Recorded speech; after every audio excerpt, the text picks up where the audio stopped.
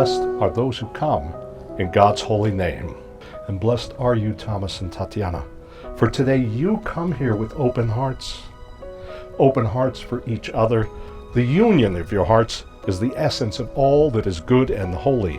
We celebrate the life you've created together, and you've brought us here to witness your commitment and to bless your future as you give your word and your lives to each other. Tatiana, I'm so glad to be here with you today, and I'm excited for our life to happen. Thank you for being my bride and my wife, and let's enjoy today and this amazing setup and the whole future together. I love you, Tati.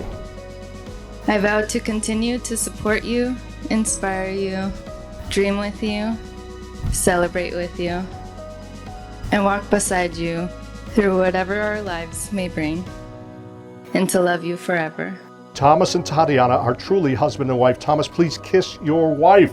Tatiana, please kiss your husband. Mazel tov!